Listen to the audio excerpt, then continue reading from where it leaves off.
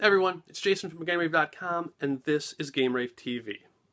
In honor of it being just released for the PlayStation 4, our newest subset discussion revolves around the Street Fighter game series. Besides being an amazing set in and of itself, it also represents the series' golden years in the console and arcade marketplace. What's really cool is that this subset is in and of itself made up of multiple subsets, so let's get going. First, the Street Fighter Alpha series. A prequel to the original game series, the Alpha games brought the Japanese anime art style to the game. Among the new vibrant colors and exaggerated moves, Capcom also reintroduced older original characters like Birdie and brought in other series characters like Final Fight Sky into the mix.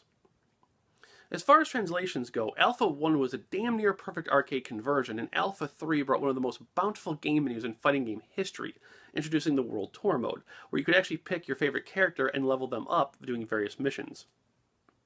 The Collection series brought back the original Street Fighter II game with all of its, wait for it, variants. Street Fighter II Championship Edition, Turbo, Super, and Super Turbo were released across 2 games. While Capcom tossed in Street Fighter Alpha 2 Gold, you could also play Cammy in that version. Now, of course, there's Street Fighter the movie, which is different from its arcade counterpart.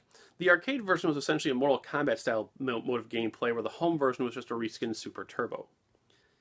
Rounding out the subsets is Street Fighter EX. This was the Legend's first attempt at 3D gaming graphics similar to Tekken and Soul Blade. While graphically speaking it was fairly rough around the corners, it is, for its time, did have some excellent little nuanced changes to the combat system. The EX series would eventually gain a sequel on the PlayStation 2, obviously called EX3. Now, this episode, of course, doesn't include the obvious versus games like X-Men vs. Street Fighter and Marvel Superheroes vs. Street Fighter, as we're saving them for an eventual subset episode for themselves. Now, if you're looking to track down this subset, you're in for a wild ride. Most of the games can be had for $10 to $20 each, but for some unknown reason, the collection games, as well as Street Fighter the movie, can spike up to $50 each. There's literally no rhyme or reason for it.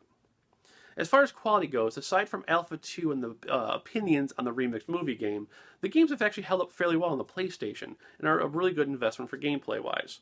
It also brings back the couch versus mode, which you haven't seen in a long time, because nowadays you have to pay a subscription to play with your friends. Alright guys, that does it for this week, and a huge shout out and thanks to everyone who supported us as we rebuilt and continue to repair the website. It really does mean a lot.